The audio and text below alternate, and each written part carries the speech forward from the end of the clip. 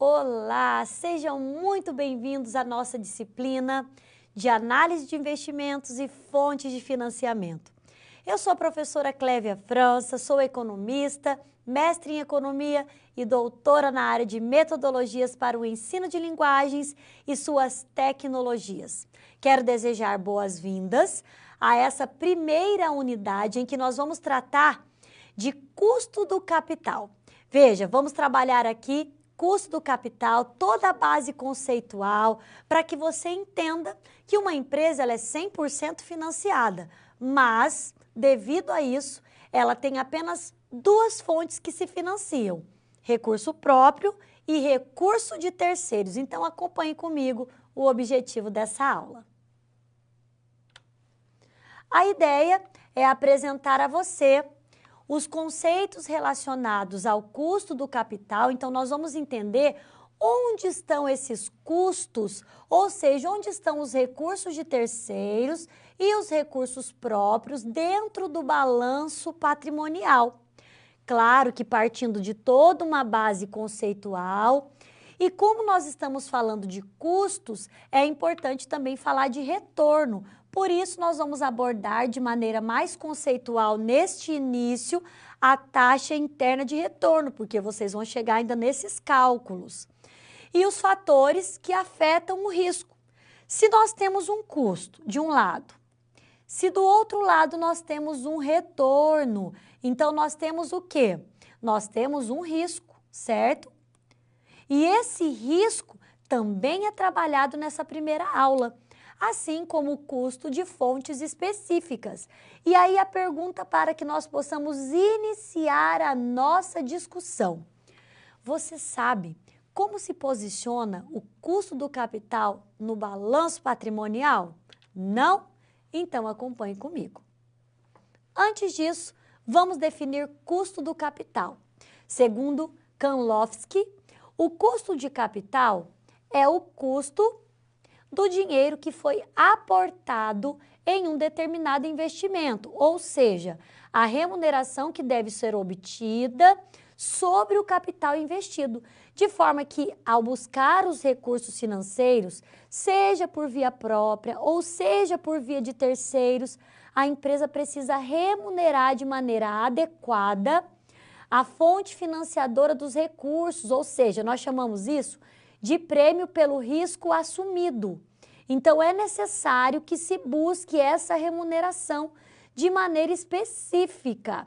Nesse sentido, é importante que a empresa tenha uma estrutura de capital que minimize os seus custos e que maximize, ou seja, o torne satisfatório o retorno, tanto do credor, que vai representar o recurso de terceiros, quanto seu como investidor, que vai representar o recurso próprio. Então, não é justo? Pense comigo.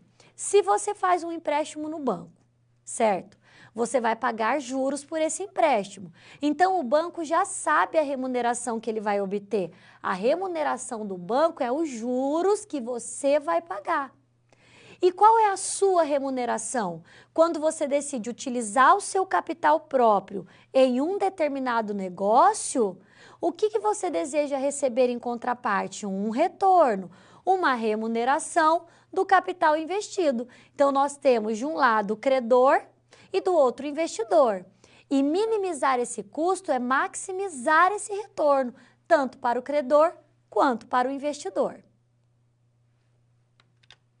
Neste sentido, nós vamos então agora entender qual é a posição desses custos no balanço patrimonial. Primeiro, você tem aqui uma estrutura de balanço em que você tem o ativo. O ativo representa os bens e direitos da empresa, certo? É também conhecido como aplicações de recurso. Ok. Já ao lado do passivo, que eu chamo de passivo mais patrimônio líquido, eu tenho as obrigações, que também é conhecido como origens de recurso. Sabe aquela ideia que você precisa fazer bater o ativo com o passivo? Ai, o balanço não bateu e daí tá errado, tá mesmo. Por quê? Porque tudo que é aplicado no ativo tem que ter uma origem, seja ela uma origem de recurso de terceiros, ou seja uma origem de recursos próprios, mas precisa ter uma origem. Então, tudo que eu aplico no ativo, ele tem uma origem. Isso é extremamente importante, por isso que os valores vão bater. Seja, se eu tenho 100 mil reais no ativo, da onde saiu esses 100 mil reais? Saiu de recurso de terceiros ou de recurso próprio? Independentemente de onde sair, quando eu fecho esse balanço, eu tenho 100 mil de ativo e 100 mil no passivo, mais o patrimônio líquido.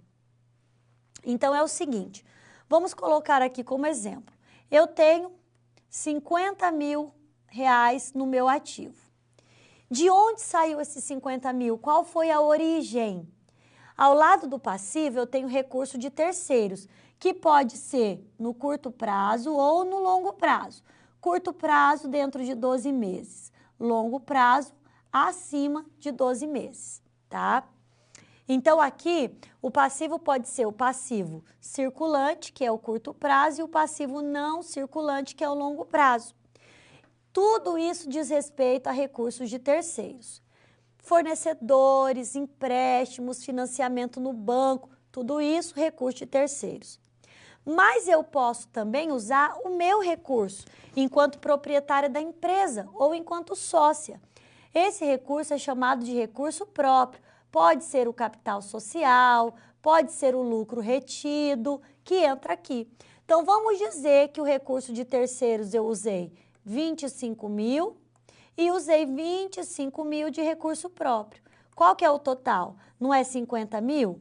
Então, eu estou provando. Isso aqui é o famoso método das partidas dobradas. Para cada débito tem um crédito e vice-versa. Eu estou provando que não tem R$1 no ativo que foi aplicado que não tenha uma origem, seja ela de terceiros ou seja ela recursos próprios. Então, isso vai provar. Certo? Então, é isso que nós estamos dizendo. O custo do capital é o custo que financia o projeto e só existem duas fontes. Ou são recursos de terceiros ou são recursos próprios. Vamos a um exemplo prático? Aqui nós temos dados da empresa STU e Companhia. Essa empresa ela tem um ativo total de 100 mil reais. Só que como que ela teve esse ativo? Ó, ela tem 30 mil no caixa e 20 mil no estoque. Então, ela tem 50 mil só de ativo circulante. Mas lá no ativo não circulante, ela tem investimentos de 50 mil. Então, o valor do ativo não circulante é 50 mil. Total, 100 mil. Agora, ela quer saber, desses 100 mil, quanto que ela utilizou de recurso próprio e quanto que ela utilizou de recurso de terceiros. Então, vamos pensar no recurso de terceiros, que é o passivo? Ela usou 25 mil de fornecedores e 10 mil de financiamento, recurso de terceiros, seja no curto prazo ou no longo prazo. Mas ela utilizou 65 mil de recurso próprio, que é o capital social. Ao somar o passivo mais o patrimônio líquido ou recurso de terceiros mais recurso próprio, ela tem um total de 100 mil reais. E nós podemos ver aqui na resolução. Olha lá no circulante. No circulante e no não circulante, né? Então, capital de terceiros no circulante 25, no não circulante 10. No total de 35 mil reais de recurso de terceiros. Mas ela utilizou o capital próprio no valor de 65 mil, que é o recurso próprio. Então, quando eu somo recurso de terceiros mais recurso próprio, eu tenho 100 mil reais, que é o que foi aplicado no ativo. Né? Então, é muito importante. Agora, é importante também é saber o seguinte, mais adiante, já dando um spoiler aí do que vocês vão ver adiante na nossa disciplina, vocês vão aprender um cálculo chamado de custo médio ponderado do capital, CMPC. Ali nesse custo ele faz uma média de quanto será pago de juros para terceiros e quanto o capital próprio será remunerado. Por isso que é dito como custo médio, porque faz uma média de utilização de recurso de terceiros e recurso próprio. Agora, isso é custo que financia o projeto. Se eu tenho um custo, eu não tenho que ter um retorno? Tenho. É aí que entra a taxa interna de retorno. A TIR, ou taxa interna de retorno, que mais adiante vocês vão aprender o cálculo, inclusive com a utilização da calculadora HP12C, que vocês já podem aí ir baixando no celular de vocês, porque vocês podem baixar de forma gratuita, tá? A taxa de retorno que precisa ser obtida por uma empresa sobre seus investimentos para manter o valor da empresa inalterado. Então, vamos pensar assim, ó, que o custo médio ponderado do capital, o custo que financia o projeto, é de 15%, fazendo uma média do que eu vou utilizar do meu capital, do que eu vou utilizar de recurso de terceiros. Ok. E aí a taxa interna de retorno, aqui é custo e aqui é retorno, ela deu aqui 11%. Esse negócio vale a pena? Não. Por quê? Porque o custo supera o retorno. Para valer a pena, aí nós precisamos aqui entender o critério de aceitação de um projeto utilizando a TIR.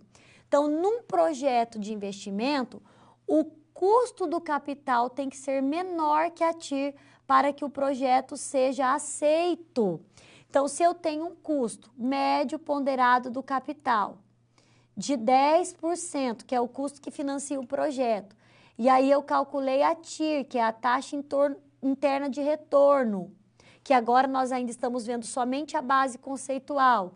O resultado foi 12%, então o projeto deve ser aceito. Por quê? Porque o retorno está superando o meu custo. Então, se eu tenho um custo, né, que supera o retorno, eu não posso fazer esse negócio, porque vai dar ruim, vai dar prejuízo. Eu só posso executar o investimento se o retorno for superior ao custo que financia um projeto. Agora, para encerrar, vamos aos riscos. Nós temos aqui alguns riscos e é importante que você considere os fatores que podem afetar o custo do capital. E esses fatores, eles estão associados ao risco. Por quê? Porque o risco se refere à possibilidade de perda financeira em função de investimentos muito arriscados. Quanto mais arriscados são os investimentos, maiores são os riscos. Se eu coloco meu dinheiro na poupança, eu tenho risco quase zero. O risco é se o banco quebrar, mas ainda assim eu tenho o FGC, que é o Fundo Garantidor de Crédito, que pode, né, cobrir ali até aproximadamente 250 mil. Mas, se eu investir em ações, quem é que vai garantir o valor para mim? Aí eu estou me arriscando, então eu tenho que esperar que o retorno seja maior, né? E aí nós temos aqui os dois riscos importantes, que é o risco de negócio ou econômico, que relaciona-se com o estado do lucro operacional, que é o lucro antes dos juros e do imposto de renda, o LAGIR, como decorrência da variação das receitas da companhia. E temos o risco financeiro, que relaciona-se com a variação da rentabilidade da empresa, representado por seu aumento do lucro sobre o seu patrimônio, ou seja, seu lucro por ação, como consequência de variações no lucro operacional, no lucro antes dos juros e do imposto de renda. Então, o risco financeiro também se altera em função da composição do financiamento de longo prazo, ou seja, em relação à proporção da estrutura do capital. Com o aumento, por exemplo, do financiamento de longo prazo, né, ações preferenciais que vocês vão aprender aí à frente, o leasing, a companhia vai fazer o quê? Ela vai aumentar o risco, bem como os custos financeiros. Então, nós entendemos aqui e novamente reiteramos que risco e retorno, eles são proporcionais. Assim como o banco, por exemplo, quando ele tem um cliente que é mais arriscado, uma empresa que é mais arriscada, que tem risco de liquidez, ele acaba então cobrando uma taxa de juros maiores. Tranquilo até aqui? Então fique atento e até a próxima.